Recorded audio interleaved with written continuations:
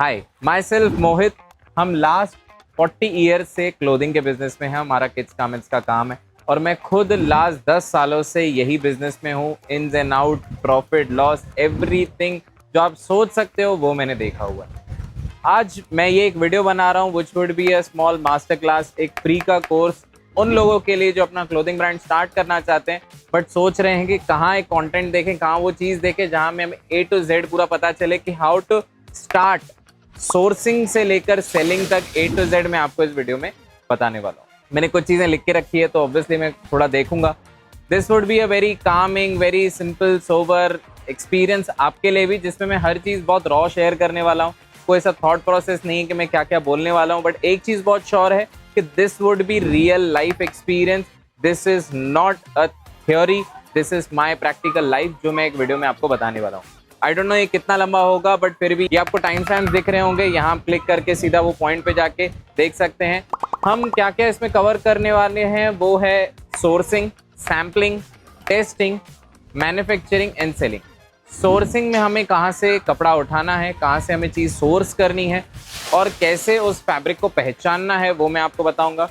उसके बाद सैम्पलिंग में मैं आपको ये बताऊंगा कि ऐसे नहीं है कि आपको सिर्फ वो कपड़ा उठाना है और बेचना है। बहुत लोग यही मिस्टेक करते हैं कि चीज़ एक जगह से सोर्स करते हैं, दूसरी जगह सेल करते हैं, उसमें अकल नहीं लगाते। तो मैं इसमें आपको ये समझाऊंगा कि उसकी सैम्पलिंग कैसे रेडी की जाए। और थर्ड सबसे क्रूशियल पार्ट जो मोस्टली लोग भूल ही जाते हैं, वो करते ही नहीं है, शायद आपने भी उसके बारे में सुना ही नहीं होगा, दैट इज टेस्टिंग।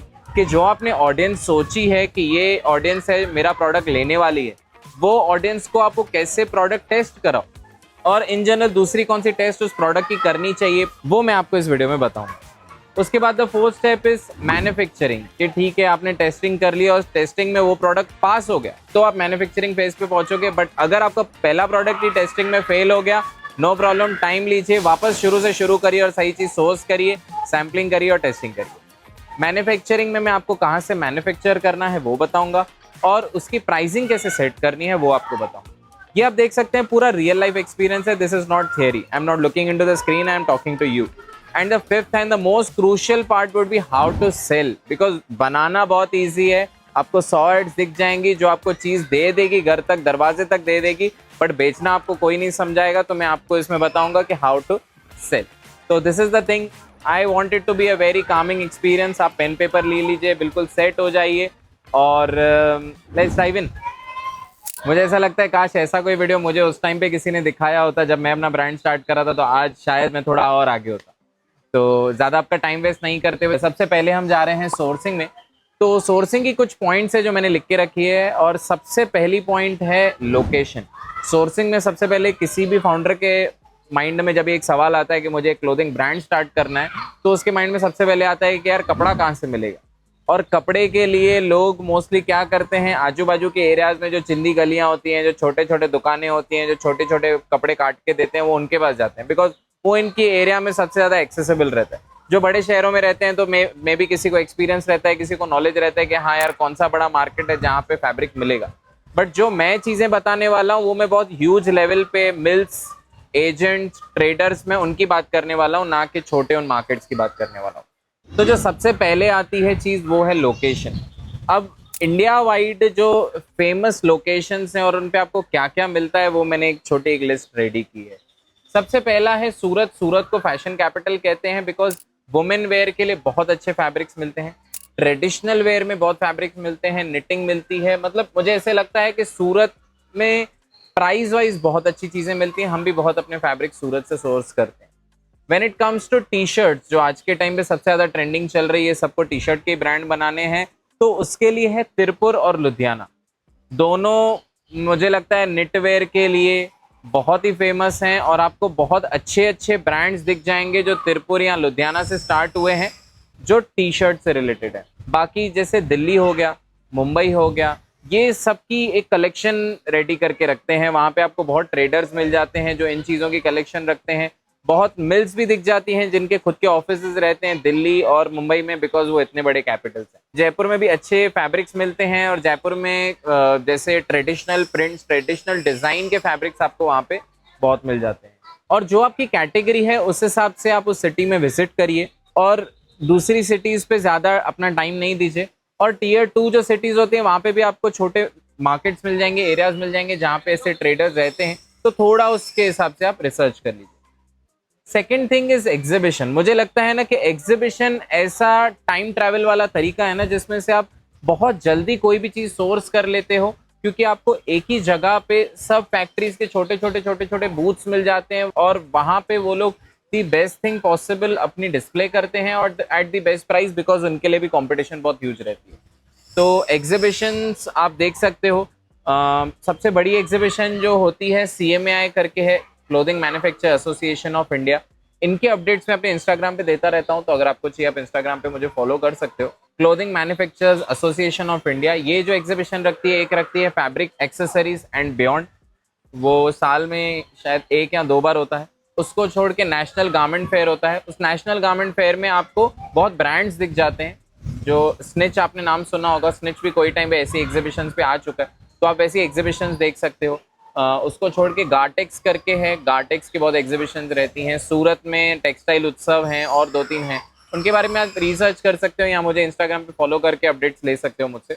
तो ऐसी एग्जीबिशंस में जाने के बहुत फायदे होते हैं और बहुत ऐसी एग्जीबिशंस है जिनका नाम शायद नहीं ले पाया होगा, उसका मैं स्क्रीन पे आपको मैं दिखा दूंगा कौन सी है, आप उसका स्क्रीनशॉट ले सकते हो, बिकॉज हर चीज डिस्क्रिप्शन में ऐड करना पॉसिबल नहीं होता। अब जो ये वेंडर्स होते हैं उनके भी 3 टाइप्स होते हैं। सबसे पहले होते हैं एजेंट्स। बहुत ऐसे एजेंट्स आपको मार्केट्स में मिल जाएंगे, बहुत एरियाज में मिल जाएंगे जो आपको सही चीज सोर्स करके देते हैं। अगर आप ब्रांड हो और अगर आपके पास कोई ऐसा एजेंट आपको मिलता है बाय एनी कॉन्टैक्ट, तो this is a very very very good opportunity, because agents आपको 2-3% आपसे चार्ज कर सकते हैं या सामने वाले से चार्ज कर सकते हैं, बट आपको हर चीज वो आपको हाथ में दिला सकते हैं। सेकंड है ट्रेडर्स। ट्रेडर्स आपको मैंने जैसे बोला बहुत मार्केट्स में मिल जाएंगे, बड़े शहरों में बहुत ज्यादा मिलेंगे, छोटे शहरों में कम मिलेंगे। वो क्या करते हैं, बड़ी बड़ी मिल्स से अच्छी खासी क्वांटिटी में उठाते हैं और वो सेल कर। एंड द थर्ड इज मिल। मिल तक आपको तब जाना है जब आपकी क्वांटिटी बहुत अच्छी है, बहुत ह्यूज क्वांटिटी, आपको बहुत अच्छी स्केल पे कपड़ा चाहिए, तो आपको मिल्स में जाना चाहिए। वैसे नहीं तो मुझे लगता है कि if you are a new brand, then finding a agent और a trader would be very good thing for you. अब एक बहुत क्रूशियल चीज है जो मैं अभी बोलने वाला हूँ और बहुत लोग उसको मिस कर देते हैं, बहुत लोगों को पता भी नहीं होता है कि this is a concept. There is a concept called yardage. Yardage. अब आप कोई भी ट्रेडर के पास जा रहे हो, एजेंट से मिल रहे हो या मिल में भी जा रहे हो डायरेक्ट, आपको कोई फैब्रिक सोर्स करना है, आपको एक आइडिया है माइंड में कि मैं ये कर सकता हूँ, तो उसके लिए आप उनसे एक छोटी यार्डेज मांग सकते हो। Yardage is a very complex term, जो लोग इस लाइन में है वो जानते हैं। तो किसी भी आप न्यू मिल में जा रहे हो, ट्रेडर के पास जा रहे हो या एजेंट के पास जा रहे हो, अगर आप यार्डेज उनसे मांगोगे तो उनको भी लगेगा कि हाँ यार ये कोई पुराना बंदा है, उसको हर चीज का एक्सपीरियंस है। और दूसरा, वो आपकी जो भी उनका पर मीटर कॉस्ट रहेगा उसमें आपको वो एक यार्डेज दे देंगे, जिसको आप एक छोटा सैंपल, आगे जो मैं आपको बताने वाला हूँ कैसे सैंपल बनाना है, उसमें आप एक सैंपल बना के उसको टेस्ट कर सकते हो। बाकी ये हुए बेसिक फैब्रिक्स। अगर आपको कोई ऐसी चीज बनानी है जिसमें बहुत चीजों का अमालगमेशन है, ट्रेडिशनल वेयर है, कुछ और है, तो उसके लिए आपको 2-4 फैब्रिक्स अलग अलग सोर्स करने पड़ेंगे, अपनी आइडिएशन के साथ यार्डेज बनानी पड़ेगी और करना पड़ेगा। But initially let's just assume आपको सिर्फ एक डिजाइन कॉन्सेप्ट जो आपके माइंड में है उस चीज को चेक करना है, तो आप उस चीज को एआई कर सकते हो। एआई का भी एक बहुत कूल वेबसाइट है, लुक फैशन एआई। जो टाइम पे मैं वीडियो बना रहा हूँ वो कुछ 1000 फ्री क्रेडिट्स देते हैं फॉर अ डे जब भी आप न्यू यूजर जाते हो, और 100 आपको फ्री क्रेडिट्स मिलते हैं पर डे, तो वो आप चेक कर सकते हो। इन हर चीज की मैं आपको लिंक्स कोशिश करके डिस्क्रिप्शन में दूंगा, यानी तो आपको स्क्रीन पे तो दिख ही रही होंगी। तो एआई से आप चेक कर सकते हो। और एल्स आपको ऐसा है कि आपको फिजिकल प्रोडक्ट चेक करना है, तो आप जैसे मैंने बोला जो चिंदी गलियां रहती हैं, जो छोटे छोटे मार्केट्स रहते हैं जो आपको 1-1-2 मीटर काट के देते हैं, आप वहां जाके एक पहले प्रोडक्ट बना सकते हो। इसमें क्या होगा कि आपको मिल्स, एजेंट्स, इन जगहों पे जाने की जरूरत नहीं पड़ेगी, आपके शहर के अंदर आपका काम हो जाएगा, आपको एक यार्डेज मिल जाएगी। बाकी सैम्पलिंग में मैं आपको बताऊंगा आपको सैंपल रेडी करना कैसे।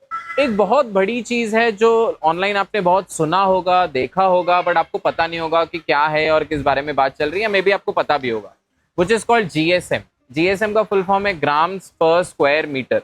एक मीटर है, वो मीटर में कितने ग्राम्स आते हैं, और इसका एक दूसरे अगर आप पर्सपेक्टिव से उसका सोच सकते हैं कि उस कपड़े की थिकनेस कितनी। Let's just assume 1 square meter है, वो स्क्वायर मीटर के अंदर मैं उसका जीएसएम बोल रहा हूँ 160, तो मतलब उसके ग्राम्स कम हुए तो वो पतला कपड़ा होगा। बट उतने ही स्क्वायर मीटर के अंदर let's just assume I am saying उसका जो जीएसएम है 260 है, तो उसका मोटापा ज्यादा होगा, बिकॉज मीटर एवरेज जो जगह ले रहा है वो तो उतना ही है। उसकी जो स्टार्टिंग होती है वो लगभग 100, 110, 120 से स्टार्ट होता है, फॉर टी शर्ट्स, और मैक्सिमम जाता है 250 300, उससे प्लस भी जाता है, बट वो इतना ज़्यादा यूजफुल नहीं है इंडियन जो क्लाइमेट है उसके हिसाब से। तो आपको जो भी चीज़ आप ले रहे हैं, जो भी फैब्रिक आप ले रहे हैं, जिससे भी आप सोर्स कर रहे हैं, तो आपको उसके जीएसएम की जानकारी होनी चाहिए, बिकॉज उसके हिसाब से ही आप किसी के साथ भी प्राइसिंग और कुछ बात कर पाओगे। लेट्स जस्ट अज्यूम मेरे को एक फ्रेंच टेरी फैब्रिक पसंद आया, उसका जीएसएम है 230 और उसका ब्लेंड है कॉटन, और उसके साथ कुछ है जो परसेंटेज में हम उनसे पूछ सकते हैं, वो भी मैं आपको बताने वाला हूँ। तो अगर मेरे पास हर चीज़ की कॉम्पोजिशन रहेगी तो मैं किसी के साथ भी उसकी प्राइसिंग कंपेयर कर सकता हूँ, उसके क्या उस पर प्रोसेसेस हुए हैं, उस पर जो उसका कलर है वो फिक्स्ड है कि नहीं है, मतलब उस पर फास्टनिंग की हुई है कि नहीं, ऐसे तो नहीं कलर डाई होगा, ये चीज़ें मैं उनसे पूछ सकता हूँ, और इसी के हिसाब से मैं किधर भी उसका प्राइसिंग कंपेयर कर सकता हूँ। तो ये चीज़ों की जानकारी आपको होनी चाहिए। मैंने इसके लिए बोला था एक पेन पेपर ले लेंगे तो थोड़ा ईजी हो जाएगा आपके लिए हर चीज़ नोट करना। और the last thing is blend. जो भी फैब्रिक आप ले रहे हैं उसके ब्लेंड के बारे में जानकारी रखिए। लेट्स अज्यूम मैं कोई टी शर्ट का फैब्रिक ले रहा हूँ तो उसमें 60% कॉटन है, 40% पॉलिएस्टर है, मोडाल है, बैम्बू है, हेम्प है, बहुत ऐसे अलग अलग चीज़ें आती है जिनसे एक फैब्रिक बनता है। तो जो भी हम फैब्रिक ले रहे हैं उसका कॉम्पोजिशन क्या है, बिकॉज उसके हिसाब से हम हर जगह फैब्रिक का मतलब प्राइसिंग भी निकाल सकते हैं। और उसको छोड़ के लेट्स जस्ट अज्यूम मेरे पास ये फैब्रिक है तो ये सस्टेनेबल है कि नहीं, इसमें कॉटन है तो इंडियन कंज्यूमर्स कॉटन को ज़्यादा पसंद करते हैं। और मुझे ऐसे लगता है कि अगर आप अपने फैब्रिक की जो रिसर्च है और फैब्रिक की जानकारी अगर पूरी रखते हैं तो उसको आप अपने वेबसाइट पे, अपने सेल्स में उसको सही तरीके से यूज़ कर सकते हो। अब जो कॉटन रहता है वो फैब्रिक बहुत अच्छा रहता है, बट उसकी एक तकलीफ ये होती है कि वो बहुत फ्रेजाइल रहता है। तो जैसे आप टी शर्ट के आपने जो कॉलर्स देखे होंगे वो मुड़ जाते हैं, तो उसमें थोड़ा पॉलिएस्टर मिक्स करना पड़ता है और वो एक्सपेंसिव भी ज़्यादा रहता है। अभी कॉटन और पॉलिएस्टर का जो मिक्स रहता है वो अच्छा क्यों रहता है, बिकॉज वो ड्यूरेबल भी रहता है और कंपैरेटिवली कंफर्टेबल भी होता है। इसके बाद आता है बैम्बू, बहुत सॉफ्ट रहता है बट थोड़ा प्राइसिंग उसकी ज़्यादा रहती है और थोड़ा पतला रहता है। हेम्प रहता है, वो इको फ्रेंडली रहता है। तो ऐसे अलग अलग अलग अलग फैब्रिक्स हैं। तो पहले जो हम अपने सोर्सिंग पार्ट में जो फैब्रिक है उसकी पकड़ बहुत स्ट्रॉन्ग करेंगे तो आगे हमारी हर चीज़ बहुत सही होगी। बट अगर हमारा फैब्रिक ही अच्छा नहीं है तो हम किसी को भी बेचने जाएंगे तो वो बिकने नहीं वाला है, या बिक भी जाएगा तो सामने कस्टमर का जो रिव्यू है वो बहुत सही नहीं आने वाला है। जो भी फैब्रिक्स रहते हैं, जो आप सोर्स कर रहे हैं, यार्डेज ले रहे हैं, तो उसको सिर्फ आप सैम्पलिंग तक सीमित नहीं रखिए, उसको वॉश करिए, उसको रिगरस वॉश करिए। देखिए कि ऐसे तो नहीं जो हमें लस्टर फील हो रहा है वो सिर्फ एक दो वॉश में खत्म हो जा रहा है, सामने वाले ने जो उसके ऊपर प्रोसेसेस किए हैं वो सही नहीं है। See I am not a fabric guy, मैंने कभी कोई चीज़ को खुद बनाया नहीं है। I don't know how compositions work at the literal sense, but as a consumer point of view what we can do is we can check each and everything. हम हर चीज़ को अच्छे से चेक कर लें जैसे हमारे कंज्यूमर को प्रॉब्लम नहीं है और ना ही हमारे कोई नेगेटिव रिव्यूज हैं। तो मेरा ये वीडियो बनाने का मेन फंडामेंटली ये है कि हमारे पहले चेक सब क्लियर होंगे तो आगे जाके हम अपनी चीज पैशन से बेच पाएंगे, हम बोल पाएंगे कि यार दिस इज द थिंग और हमने उस पर उतनी मेहनत की हुई है। सो this is the thing about sourcing. Next में हम देखेंगे कि हम उसकी कैसे सैम्पलिंग कर सकते हैं, जो यार्डेज हमें मिली है हम उसको कैसे सैंपल कर सकते हैं और कस्टमर के पास टेस्ट कर सकते हैं। सोर्सिंग के बाद सबसे क्रूशियल स्टेप आता है sampling, because that is the first thing जो आपके हाथ में आती है आपके आइडिएशन के बाद। मैं इसमें हाथ जोड़ के सबको कहूँगा प्लीज़ कॉपी नहीं करो, अपनी आइडिएशन रखो। इंस्पिरेशन लेना एक चीज़ है, कॉपी करना दूसरी चीज़ है। रेट पे मत खेलो कि ब्लू ऑरेंज है वो अपनी टी शर्ट 3000 4000 की बेचता है, मैं 2000 की बेचूंगा, 1000 की बेचूंगा। वो 4000 की इसके लिए बेच रहा है बिकॉज उसका ब्रांड बन चुका है, वो अपने ब्रांड के पैसे ले रहा है। आप 1000 में भी बेचने जाओगे तो लोग शायद पागल हो गए 4000 की खरीदेंगे या उसको एस्पिरेशन रखेंगे, पर हमेशा माइंड में उसको रखें। तो आई वुड ऑलवेज से कि अगर कोई इस लाइन में घुस रहा है तो प्राइस पे मत खेलिए। बड़े बड़े प्लेयर्स बैठे हैं जो प्राइस का कचरा कर सकते हैं। So that is the first thing जो आपके हाथ में आती है एज अ प्रोडक्ट। आपके हाथ में एक फैब्रिक आ गया, एक यार्डेज आ गई, आपने चिंदी मार्केट से ले ली, और एल्स आपने कोई मिल एजेंट या ट्रेडर से उस चीज को आपने यार्डेज सोर्स कर लिया। अब आता है आपके माइंड की आइडिएशन, आपकी इंस्पिरेशन। पेन पेपर लीजिए, खुद ड्रॉ करिए। ड्रॉ नहीं समझ आ रहा है, online AI platform look AI fashion, जैसे मैंने लुक फैशन एआई जैसे मैंने आपको बताया, उस पर आप जाएंगे तो आप इंस्पिरेशन ले सकते हैं। This is not a paid collaboration obviously, मैंने उस चीज़ को यूज़ किया है, मुझे बहुत सेंसेबल लगी है तो मैं आपके साथ सजेस्ट कर रहा हूँ। तो उस पर आप जा सकते हैं, उस पर एक बेसिक मॉकअप रेडी कर सकते हैं। एक आपने लेजर कोई ऑनलाइन फोटो देखा है जो आपको पसंद आया, आप उस पर अपलोड करेंगे तो आपको एक बेसिक सा स्केच बन के मिल जाता है। वो स्केच ले लीजिए कि this is the product I want, this is the fabric, उस दोनों को मिला के मैन्युफैक्चरर के पास जाइए। अब मैन्युफैक्चरर के पास किसी के पास भी जाएंगे, वो उम्मीद रखेगा कि आप बहुत अच्छी खासी क्वांटिटी उसको पहले बताओगे। जैसे आप कोई चीज भेजोगे, एक फोटो भेजोगे, कोई भी मैन्युफैक्चरर आपको एक ही चीज बोलेगा, भाई कितनी क्वांटिटी बनानी है। आप उधर कंफ्यूज हो जाओगे कि अरे यार अभी तो मैंने शुरू भी नहीं किया, माइंड में सिर्फ आइडिएशन है, तो मैं कैसे सामने वाले को क्वांटिटी बताऊं। Totally understandable. इसका 2-3 हैक्स हैं जो मुझे लगते हैं करने चाहिए। सबसे पहला है और हार्ड है, आप लोग बोलोगे यार ये क्या बोल रहा है बंदा, बट सबसे फर्स्ट बेसिक थिंग है। अगर आपका बिल्कुल मुझे ऐसा लगता है कि अगर आपका माइंड बिल्कुल क्लियर है कि मुझे जाना क्लोथिंग में ही है, तो एक छोटी मशीन लीजिए, एक छोटा सा वर्कशॉप अपने आजू बाजू घर पे कहीं सेट करिए। आपको नॉलेज नहीं है, कारीगर ढूंढिए जो आपको पीस बना के दे, आपको हर चीज की आइडिएशन करके दे, बिकॉज उसमें आपकी सैम्पलिंग बनना बहुत फास्ट हो जाता है। आपके पास यार्डेज आज सुबह 2 बजे आई है, सॉरी दोपहर को 2 बजे आपके पास यार्डेज आई है, रात को 10 बजे तक आपका सैंपल रेडी हो जाएगा, आप बहुत फास्ट मूव करोगे। बट आपको लगता है नहीं मुझे एक्स्ट्रा कॉस्ट बेयर नहीं करनी है, मुझे कारीगरों का झंझट नहीं करना है, तो छोटे कारखाने ढूंढिए। वो एक टेलर हो सकता है जिसके 4-5 मशीनें हो, उनको हम उम्मीद दीजिए कि मुझे इतने पीसेस बनाने हैं, वो छोटे कारखाने को, एक टेलर को, और उनसे सैंपल बनवाइए एट अ कॉस्ट। फिर आगे जाके अगर आपको मैन्युफैक्चरिंग करनी है तो आप उनसे प्राइसिंग बात कर सकते हैं। उसके बाद आप कोई प्रॉपर एक जॉब वर्कर ढूंढ सकते हैं, एक मैन्युफैक्चरर ढूंढ सकते हैं जो आपको वो प्रोडक्ट पूरा बना के दे। उनसे आप सैम्पलिंग की रिक्वेस्ट करिए, उनको सैम्पलिंग का पे करिए और वो प्रोडक्ट उनसे बनवा लीजिए।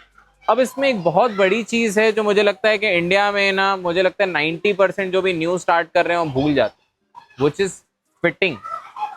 हमारी इंडिया की जो ऑडियंस है, बीट वुमेन और मेन, हमारा एक बॉडी स्ट्रक्चर ही अलग है। तो पहले उस स्ट्रक्चर को आप रिसर्च करिए, किसी ने रिसर्च करके ऑनलाइन रखी है तो उस रिसर्च को हासिल करिए और उस हिसाब से अपने प्रोडक्ट्स बनाइए। आप जो सैंपल बना रहे हैं, कोई आपको प्रोडक्ट श्योर हो गया कि ये मुझे बनाना ही है, उसका SML XL एक प्रॉपर सेट फर्मा बनवाइए।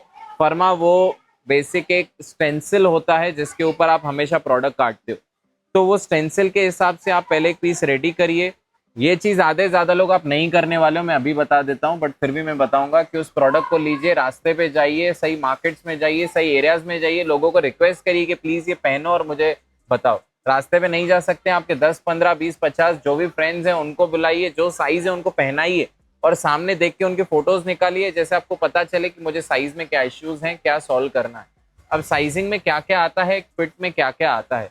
जैसे आज मैं बैठा हूँ, this is my shoulder, this is my arm hole, arm hole पे टाइट हो रहा है, लूज हो रहा है, शोल्डर छोटा हो रहा है, ड्रॉप शोल्डर है तो ड्रॉप हो रहा है कि नहीं हो रहा है, कितना ड्रॉप हो रहा है। आजकल बॉक्स फिट्स चल रहे हैं, तो बॉक्स फिट प्रॉपर लग रहा है कि नहीं लग रहा है, स्लीव्स कितनी बड़ी है कितनी छोटी है, स्लीव्स यहाँ टाइट है कि नहीं, लड़कों को पसंद है कि उनके बाइसेप दिखें, तो ऐसा फिट होना चाहिए कि उनकी बाइसेप दिखनी चाहिए। दे should feel that good factor, feel good factor जिसको कहते हैं, तो वो पॉसिबल होना चाहिए। आपकी नीचे फिट बहुत लॉन्ग तो नहीं है, लड़कों के लिए स्कर्ट तो नहीं लग रहा है, बहुत छोटा तो नहीं है, अंडरवेयर तो नहीं दिख रही है।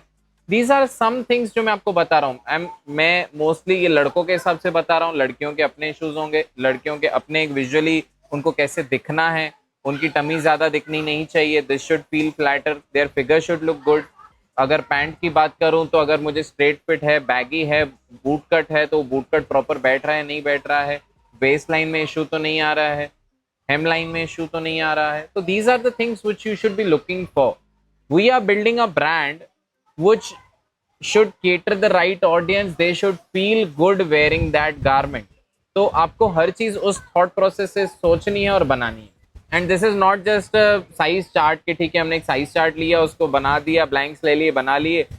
दिस कोर्स और this master class is for those who are serious and want to make big in life. आज अगर इस वीडियो को 1000 व्यूज मिलते हैं, 100 मिलते हैं, 2 मिलते हैं, बट मुझे चाहिए वो 2 लोग वो देखें जो कुछ बड़ा बनाए, ना कि इस वीडियो के मेरी मेहनत को वेस्ट कर। The third thing is silhouette. मुझे ऐसे लगता है शेप इज एवरीथिंग। आज के टाइम पे कोई जमाना था कि ड्रॉप शोल्डर बहुत ट्रेंड कर रहा था, अब धीरे धीरे बॉक्सी ट्रेंड कर रहा है, बॉटम्स में कोरियन फिट्स बहुत ट्रेंड कर रहे हैं, बैगी ट्रेंड कर रहा है, बूट कट ट्रेंड कर रहा है। तो आपको ट्रेंड देखना है, और एल्स अगर आप ट्रेंड नहीं देख रहे हो, ट्रेंड बनाना चाहते हो, कहीं आपने देखा है कोरियन कल्चर देखा है, अमेरिकन कल्चर देखा है, कोई कल्चर को आप लेना चाहते हो, आप इंडियन कल्चर को दिखाना चाहते हो, कोई जमाने में बूट कट चलता था, आप वापस आए तो किसी ने तो लाया होगा, तो ऐसी चीजें आप देख के अपने पहले सिलुएट्स रेडी करो कि मुझे किस सिलुएट में जाना है। आपकी कोई इंस्पिरेशन है तो वो इंस्पिरेशन किस सिलुएट में जा रही है। We are going into depth, हम ये एक डेप्थ में जा रहे हैं जिसमें हर एक चीज को हम डिग डाउन करके कर रहे हैं, because I want you to be the best person, the best clothing founder ever ever ever in this whole world और इन इंडिया। तो आपके सिलुएट पे बहुत ध्यान देना है कि वो बॉक्सी फिट है, ड्रॉप शोल्डर है, बैगी है, स्लिम फिट है, ए लाइन है। लड़कियों के अलग फिट्स रहते हैं, यहाँ का फिट अलग रहता है, आपकी शर्ट का फिट अलग रहता है, टी शर्ट का अलग रहता है। तो you have to cater the right fit for your audience. इसके बाद आती है छोटी पॉइंट है, बस बहुत यूनिक पॉइंट है, विच इज एम्बेलिशमेंट्स। कहीं आपको कुछ एक छोटी आईडी लगानी है, एक अच्छा सा ब्रोच लगाना है, कहीं बटन्स लगाने हैं, तो these also are very crucial in any garment.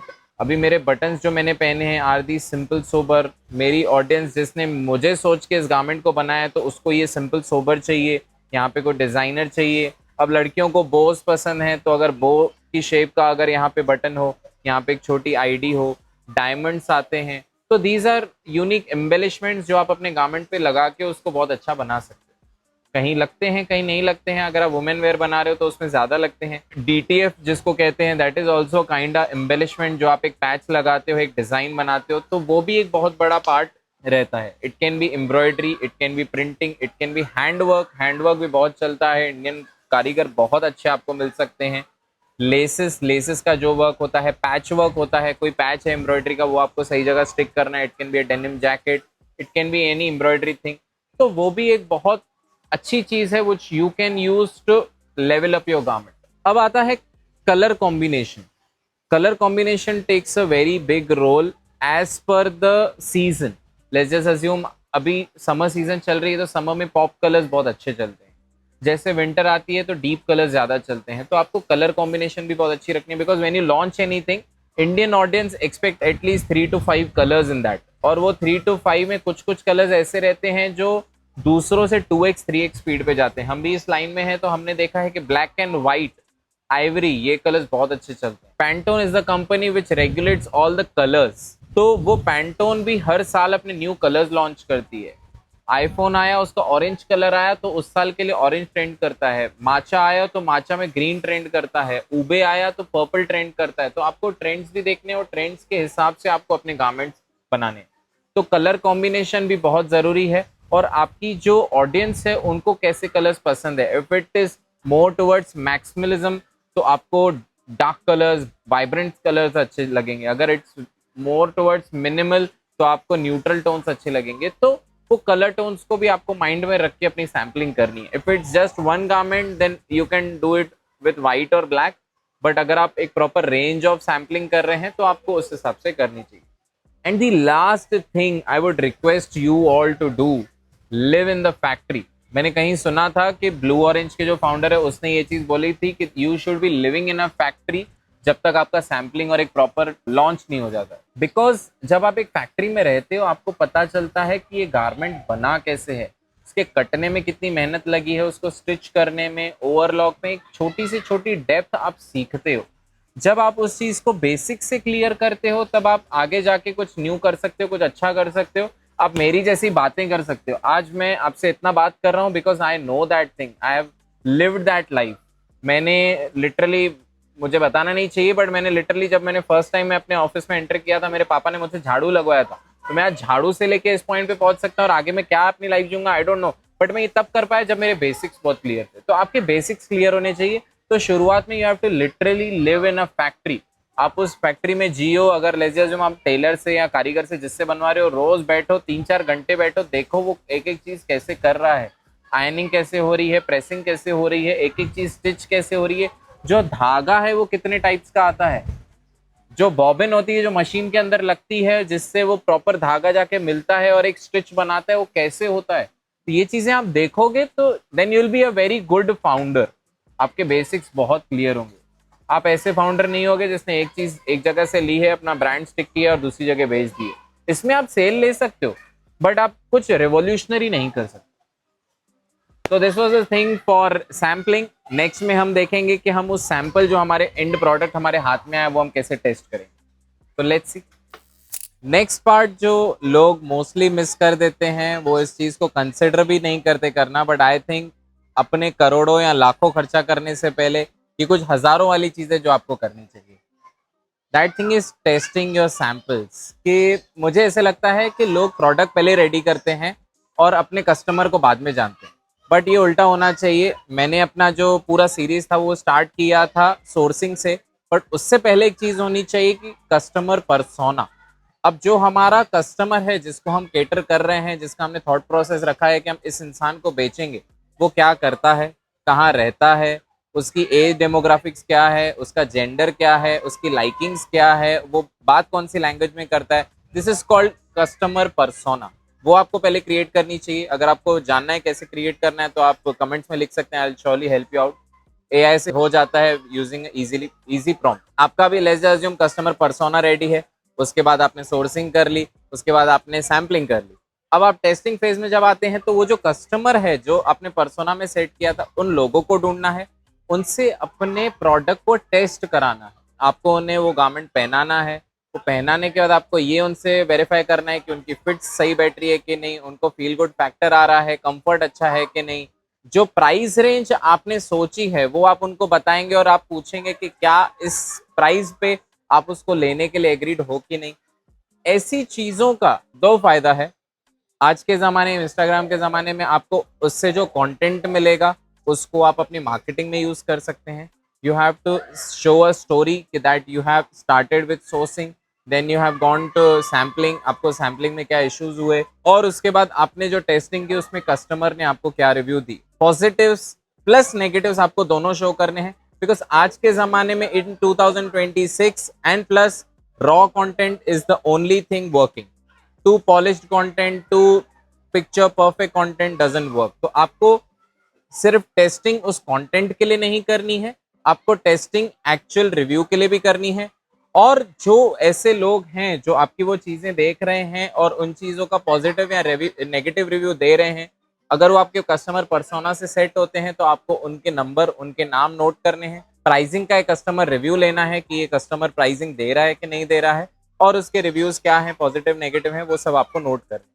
Because आगे जाके जब आप उस चीज को बेचने जाओगे तो ये कस्टमर ही, जो इनिशियल कस्टमर होते हैं, वही गोल्ड होते हैं। बिकॉज उनको याद होता है कि ये इंसान मुझे मिला था, उसने मेरे से गारमेंट चेक कराया था, मुझे उसमें ये पसंद आया था, ये नहीं पसंद आया था, 2 महीने बाद, 3 महीने बाद उसने अपनी प्रोडक्शन की है, उस चीज को रेडी किया है, मैंने जो प्राइसिंग बोली थी उस पे मोस्ट लाइकली वो चीज वो खरीद करके टेस्ट करेंगे, बिकॉज उसके साथ उनका एक इमोशन जुड़ा हुआ है। बहुत कम लोग ये चीज करते हैं, विच इज टेस्टिंग। तो आपको वो टेस्टिंग सिर्फ उस कस्टमर के साथ नहीं करनी है, खुद के साथ करनी है, अपने फ्रेंड्स के साथ करनी है, अपनी फैमिली के साथ करनी है। उसको लिटरली 10 बार, 20 बार, 50 बार वॉश करके देखना है। और बाय एनी चांस इस पूरे प्रोसेस में कहीं भी वो गारमेंट उस टेस्ट को पास नहीं करता है, जो बहुत मोस्ट लाइकली होता है, because this is not a one time thing कि मैंने एक बार बैट घुमाई और छक्का ही लगने वाला है, ऐसा नहीं होता है। हम बैट घुमाते जाएंगे, शायद 10 बार छक्का लग सकता है, शायद सेकंड हो सकता है, शायद 50 हो सकता है। तो आपको बार बार वो टेस्ट करना है, बार बार न्यू सैंपल्स लाने हैं, इसी प्रोसीजर के थ्रू जाना है, और आपके पास वो गोल्डन प्रोडक्ट आ जाएगा जो बहुत अच्छा चलेगा। और ऐसा भी हो सकता है आपका फर्स्ट प्रोडक्ट ही इतना गोल्ड हो जाए कि आप उसको स्पीड रन कर सको। तो उसको आपको वॉश करके भी चेक करना है कि ऐसे तो नहीं कि आफ्टर 10 वॉश, 5 वॉश उसका कलर फेड हो रहा है, आपके वेंडर, जो फैब्रिक वेंडर है, उसकी कहीं मिस्टेक है, उसका फैब्रिक की क्वालिटी अच्छी नहीं है, जीएसएम अच्छा है कि नहीं, पसीने में, ठंड में, समर्स में, विंटर्स में, वो किस वेदर के लिए अच्छा है। Each and everything you have to check. और एक बार ये आपकी टेस्टिंग हो गई तो आप समझ लीजिए कि उसके बाद आपको हारने से ऊपर वाला भी नहीं रोक सकता, बिकॉज आपके प्रोडक्ट के ऊपर आपको इतनी पकड़ हो जाएगी कि आप किससे भी उस चीज पे लड़ सकते हो। कितना भी बड़ा ब्रांड हो, beat, Zara beat, Snitch beat, anybody, आपको आपका प्रोडक्ट पता है कि यार ये चीज ही ऐसी है, पहले तो उसको कस्टमर हाँ बोल चुका है, कस्टमर के आगे तो कुछ भी नहीं है। प्रोडक्ट की ड्यूरेबिलिटी एंड क्वालिटी इतनी अच्छी है कि उसको रगड़ रगड़ के पहनो, कोई तकलीफ नहीं होने वाली है। तो कस्टमर आपके पास भाग के रिटर्न आने वाला है, वो ऑनलाइन जाके आपके रिव्यूज देने वाला है कि यार इसकी चीज बहुत अच्छी होती है। तो टेस्टिंग इज वेरी इंपॉर्टेंट। एक चीज और आप कर सकते हैं इस टेस्टिंग फेज में, आप ये ऑनलाइन भी कर सकते हैं। ऑब्वियसली आप ऑनलाइन लोगों से बात कर सकते हैं, आप वीडियोस डाल सकते हैं कि we have made this product, इससे हम ये एक प्रॉब्लम सॉल्व कर रहे हैं, ये एक चीज़ को सॉल्व कर रहे हैं, ये हम ऐसा प्रोडक्ट बनाना चाहते हैं, और हमारा ये कुछ सैंपल रेडी हुआ है, आप उसको टेस्ट करना चाहेंगे, हम आपको कॉस्ट ऑफ गुड्स पे दे देंगे। लेट्स जस्ट अज्यूम आपको 400 रुपये में टी शर्ट पड़ी, तो हम आपको 400 रुपये में भेज देंगे, आप सिर्फ उस चीज़ को टेस्ट करिए, हमें एक रिव्यू दीजिए। हम 400 के जगह 200 में दे देंगे, सिर्फ हमें एक रिटर्न रिव्यू दीजिए, एक वीडियो रिव्यू दीजिए, वो रिव्यू आपके बहुत काम आ सकते हो, रिटर्न रिव्यू और समझिए वीडियो रिव्यू आपके बहुत काम आ सकते हैं। और ये पूरे प्रोसेस के अंदर let's assume you take 15 days 20 days, तो उसके साथ जो भी लोग हैं जो जिनके आप डिटेल्स ले रहे हैं उनको आप प्री ऑर्डर्स के लिए भी पूछ सकते हैं। किसी को प्रोडक्ट बहुत पसंद आता है तो पीपल आस्क यार ये चीज बहुत अच्छी है, मेरे को कब तू देगा, तो इससे आपका एक कॉन्फिडेंस भी बिल्डअप होता है कि हाँ यार लोगों को वो चीज की रिक्वायरमेंट है, वो कितने भूखे हैं उस चीज के। तो वो जो नीश आपने फाइंड की है, वो इंसान आपने ढूंढा है, उसके बाद प्रोडक्ट कपड़े को सोर्स किया है, उसके बाद आपने मेहनत की है, सैम्पलिंग की, बट अगर आपने टेस्टिंग में पास हो गए और सामने वाले ने एक प्री ऑर्डर दे दिया या कोई इंटरेस्ट भी दिखा दिया, तो आपको पता चलेगा कि हाँ यार ये चीज अच्छी है। फोर्थ थिंग मुझे लगता है लोग जिसके लिए सबसे ज्यादा कंफ्यूज होते हैं, दैट इज मैन्युफैक्चरिंग। आपके पास प्रोडक्ट है, आपको सिर्फ सही चीज बनवानी है।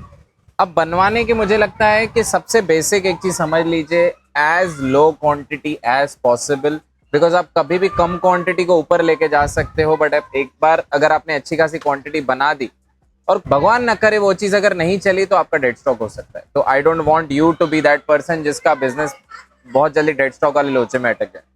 तो जितनी कम क्वांटिटी 50 60 100 पीस मैक्सिमम, उतने तक ठीक है। अब उसके लिए 3 सबसे बेसिक फंडामेंटल रूल्स हैं। सबसे पहला इस, आप अपना एक छोटा कारखाना सेट करिए, एक मशीन सेट करिए। जैसे मैंने आपको पहले भी बताया, हमारे आई थिंक हमने सोर्सिंग या सैम्पलिंग वाले में बताया था आपको कि एक छोटा कारखाना सेट करिए, एक कारीगर जिसका मैक्सिमम खर्चा आप एरिया का अगर आप देखोगे तो रेंट पकड़ के 40-50 हज़ार पड़ेगा, और आपका रिकरिंग कॉस्ट जो कारीगर रहेगा उसका पड़ेगा, बट आप कभी भी सैम्पलिंग करा सकते हो। आप उससे मिनिमम क्वांटिटी बनवा सकते हो, वो खाली बैठा है, उसका काम सैम्पलिंग का हो चुका है, भाई ये 10 पीस बना, 20 पीस बना। ऐसे क्या होगा ना, हर चीज आपके आंखों के सामने बनेगी, एक भी पीस में प्रोडक्ट में इशू नहीं आ सकता। धीरे धीरे आप 1 मशीन 2 मशीन 3 मशीन 4 मशीन, एक कोई मास्टर ढूंढ के आप उसको बिठा सकते हो कि यार ये भी कारखाना तू ही संभाल, बिकॉज मैं सेल्स पे देखने वाला हूँ। This is ideal thing. मैं अगर आज वापस अपना ब्रांड शुरू करता तो मैं यही करता, बिकॉज इससे मैं बेसिक से जुड़ा रहता।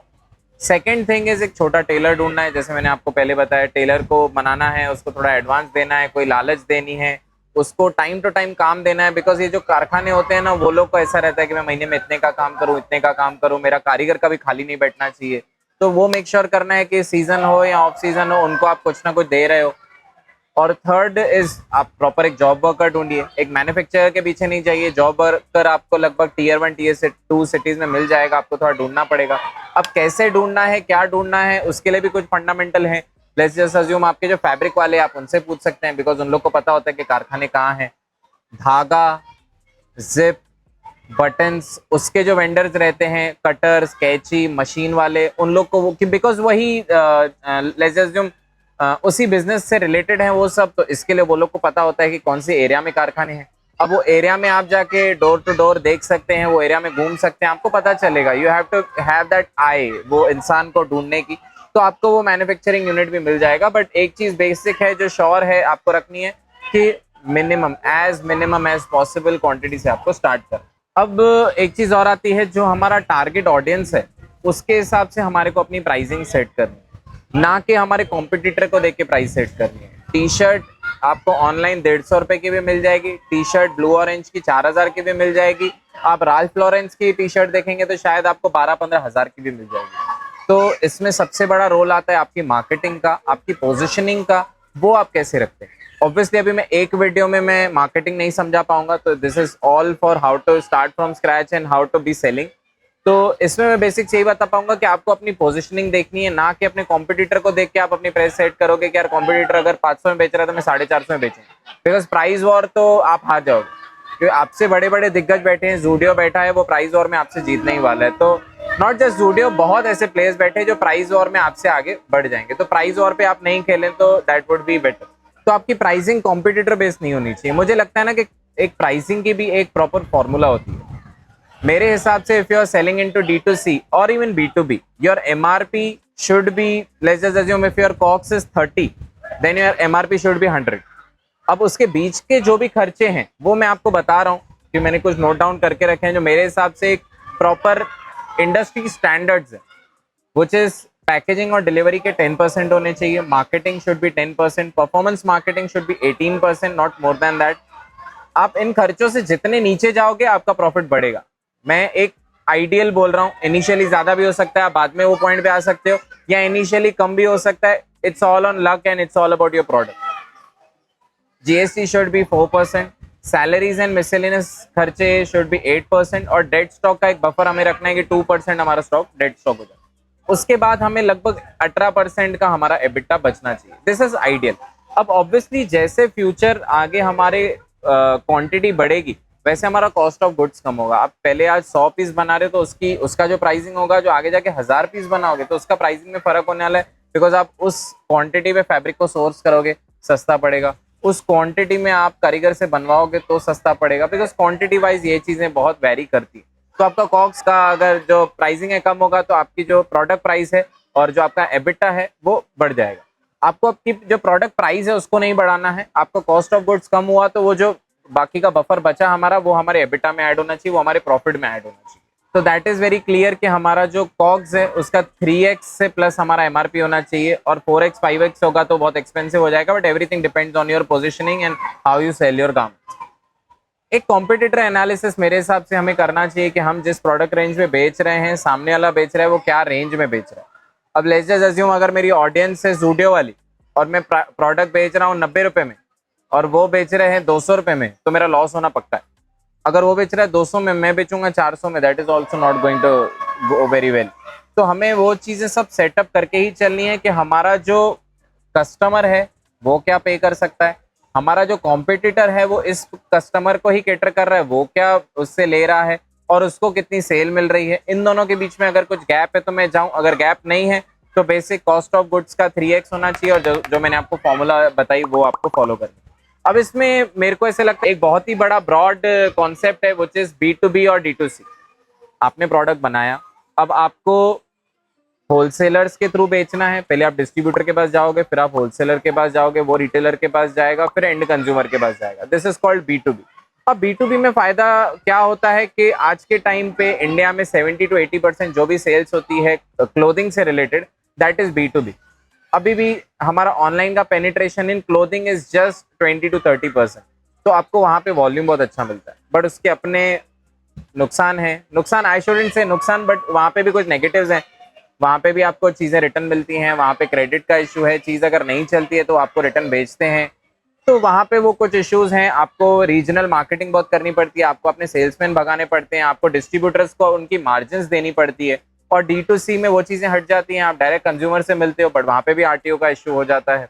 यहाँ पे अगर आप D2C में मार्केट प्लेसेस के थ्रू जा रहे हो तो आपको 30-35% उनको भी देना होता है। डायरेक्ट वेबसाइट से जाओगे तो थोड़ा बेटर पड़ता है।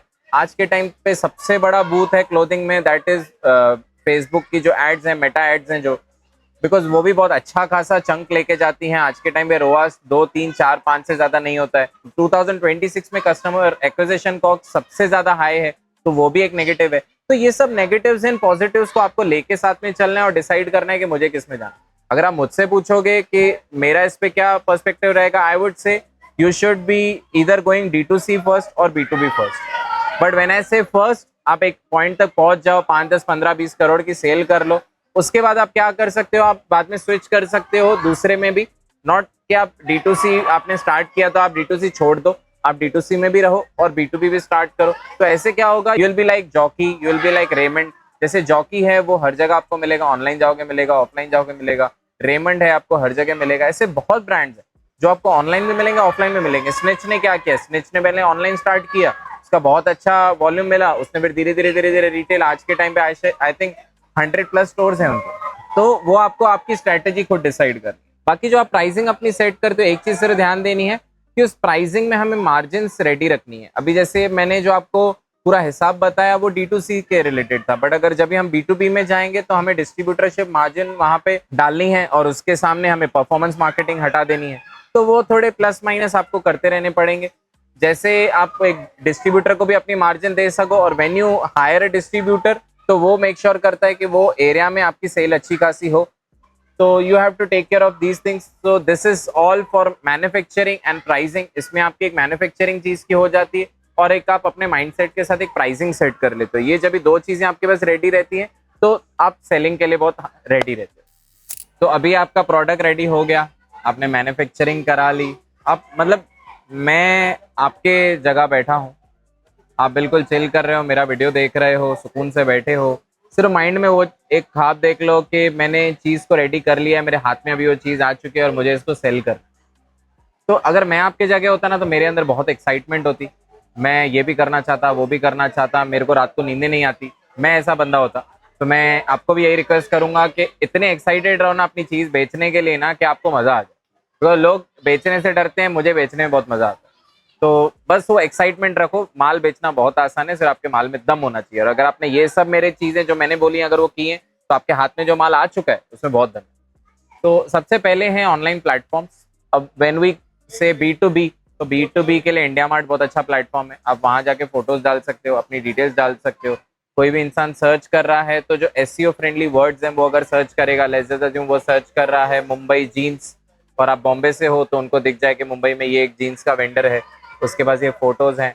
बट B2B में आपकी प्राइसिंग बहुत कम होनी चाहिए। अगर आपकी MRP 1000 रुपया तो उसकी जो होलसेल कॉस्ट होनी चाहिए वो लगभग 500 to 600 रुपीज होनी चाहिए, बिकॉज बाकी का जो 400 है वो बीच की मार्जिन में और रिटेलर मार्जिन में चला जाता है। तो आपको एक इंडिया मार्ट और ट्रेड इंडिया, ये दो जो हैं ये बहुत अच्छे प्लेटफॉर्म्स है। इसको छोड़ के बहुत प्लेटफॉर्म्स है, आप ऑनलाइन रिसर्च कर सकते हैं। उसके बाद D2C में अगर लो रेंज प्रोडक्ट है तो लो रेंज में आई वुड ऑलवेज सजेस्ट कि आप मीशो जैसे प्लेटफॉर्म पे सेल कर सकते हैं, बिकॉज वो लो रेंज के लिए बहुत अच्छा है। उनकी कमीशन नियर टू जीरो हैं, बट वो मोस्टली ज्यादा कमा लेते हैं अपनी कोरियर सर्विस में।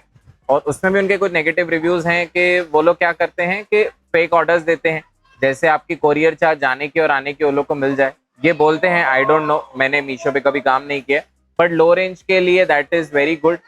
उसको छोड़ के when you are selling for mid to premium तो आपकी वेबसाइट होना बहुत जरूरी है आज के जमाने। If you are selling D2C और मिड टू प्रीमियम रेंज, मतलब वेबसाइट इज दी बेसिक। और वेबसाइट में क्या होता है कि इंसान कोई भी टाइम पे ऑर्डर लगा सकता है, उसको आपसे बात करने की जरूरत नहीं।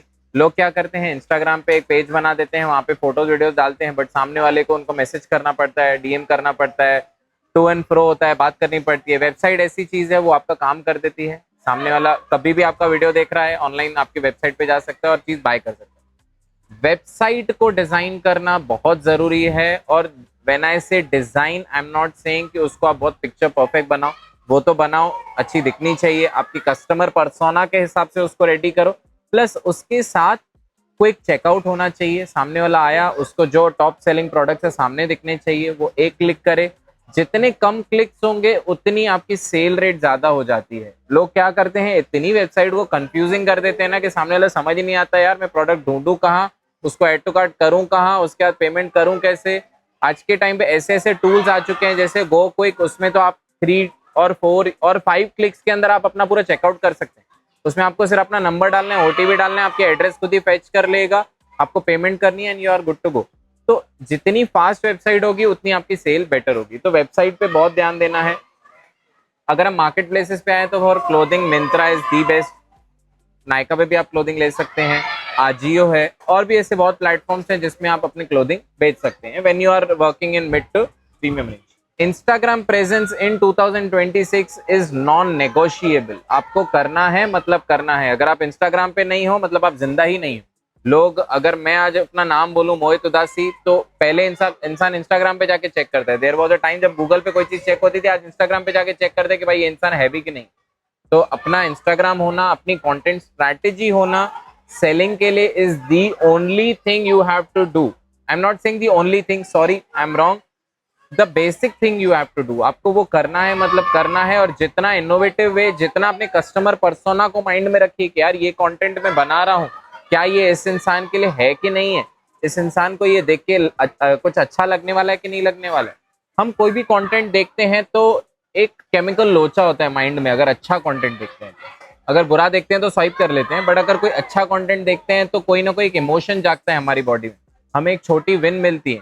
It can be anything. तो वो चीज एसोसिएट होनी चाहिए। आपका वीडियो सामने वाला देखे तो कुछ एक इमोशन उसको फील होना चाहिए एज पर योर कंटेंट। तो वो चीजें बहुत बेसिक है, वो आपको करनी ही करनी। Platform charges Myntra, Ajio, Meesho, Amazon, इन सब के 25 से 30-35% आप एक्सपेक्ट करके चलिए। मीशो का कम है बट वो कोरियर चार्जेस में आपको कहीं ना कहीं हिसाब कर लेता है। बाकी 20 to 30-35% बेसिक है। आज के टाइम पे क्विक कॉमर्स भी है, धीरे धीरे अभी क्विक कॉमर्स में भी क्लोथिंग बिकने वाली है, तो अगर आप कोई न्यू ब्रांड आ रहा है तो क्लोथिंग तो आप क्विक कॉमर्स में देख सकते हैं। स्निच ने, कल का ही मैं उनका पोस्ट देख रहा था, स्निच ने बोला है कि 10% of our garments are going through quick commerce and 10% is a very very very big number. तो आप वो चीज पे ध्यान देख सकते हैं। अब आते हैं B2B में। लेट्स जस्ट अज्यूम आप B2B करना चाहते हैं, तो B2B में पहले तो ऑफलाइन प्रेजेंस बहुत जरूरी होता है, because people come, retailers come, they see your product.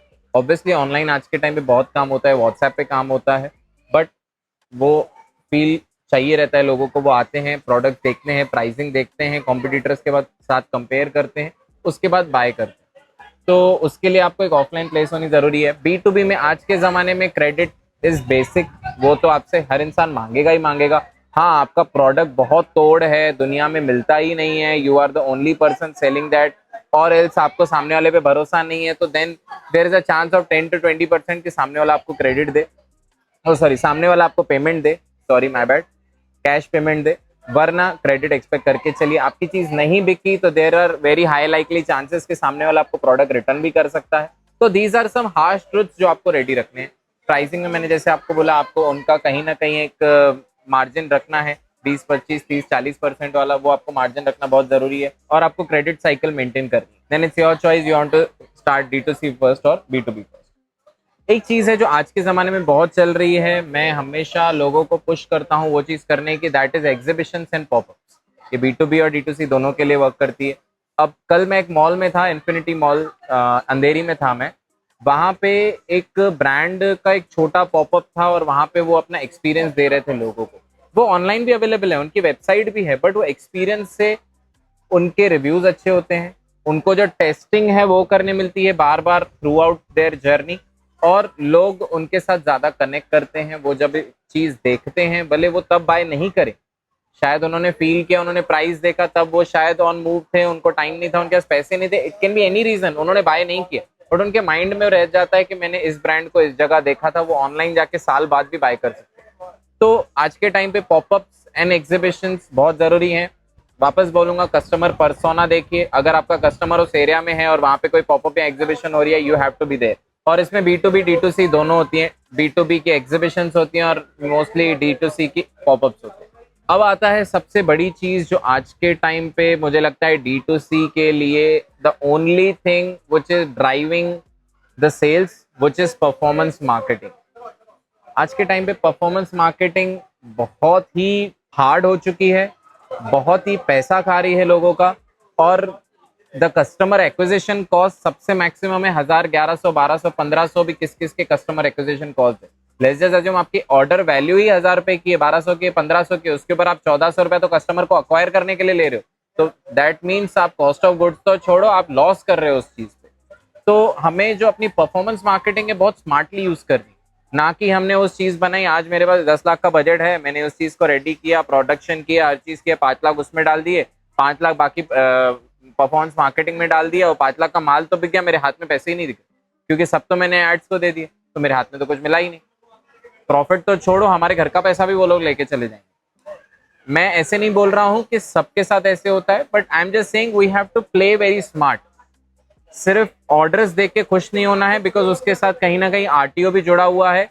अगर आज 1500 रुपया खर्चा करके मैं एक ऑर्डर ले रहा हूँ, वो शायद उसकी वैल्यू भी 1500 है, उसके आई थिंक 10-20% चांसेस है कि वो रिटर्न भी आ सकता है, तो उसका जाने आने का खर्चा भी मेरे ऊपर। हमें परफॉर्मेंस मार्केटिंग को इतना स्मार्टली यूज करना है कि हम मैक्सिमम उसके आउटपुट ले सकें। तो इसके लिए there is only one solution मैं आपको दे सकता हूँ, कस्टमर का रिपीट रेट अच्छा होना चाहिए। लेट्स जस्ट अज्यूम हमने पहले ऑर्डर पे 1000 रुपया खर्चा कर भी दिया, बट वो कस्टमर इतना दीवाना हो जाना चाहिए कि यार उसको खरीदी करनी है तो उससे ही करनी है। तो पहले जो 1000 रुपये खर्चा किया उसको जाने दो, पर वो 5 बार 10 बार लेगा ना, तो हमें इतना प्रॉफिट देके जाएगा कि वो 1000 रुपये दिखेंगे भी।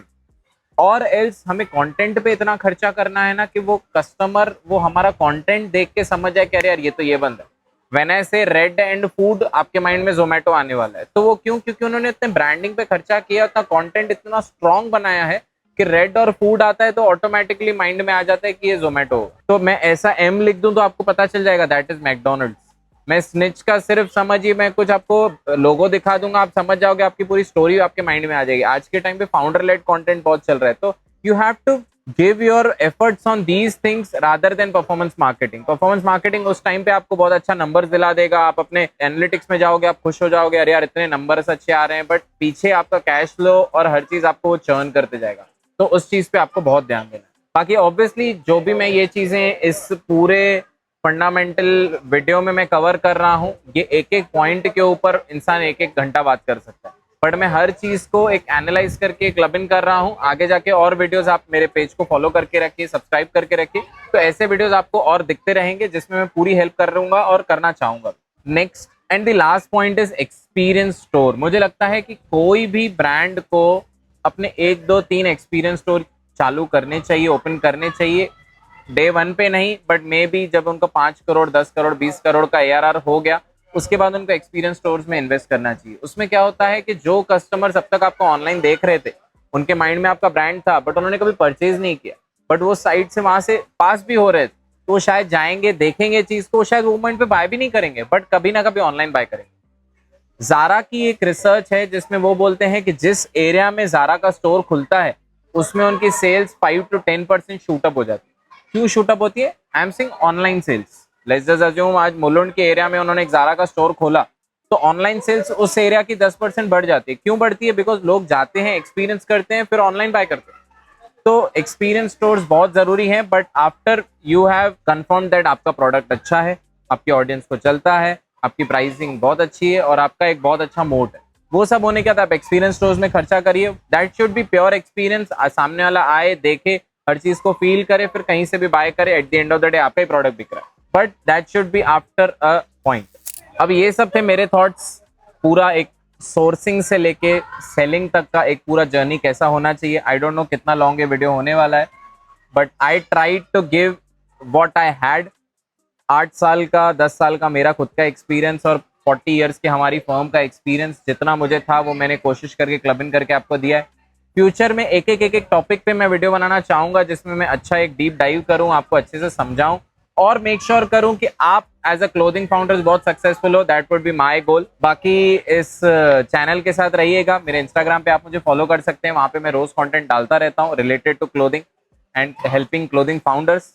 उम्मीद करता हूं आपको ये एक चिल वाला सेशन पसंद आया हो, आपने भी एक अच्छा टाइम स्पेंड किया हो, और आपके कुछ भी क्वेश्चंस हो प्लीज कमेंट करिएगा, लाइक करिएगा अगर ये वीडियो पसंद आया हो। बाकी अगर अच्छे खासे लाइक्स और कमेंट्स रहे और एक पॉजिटिव अप्रोच रहा तो मैं बहुत जल्दी आपको वापस मिलूंगा। Thank you.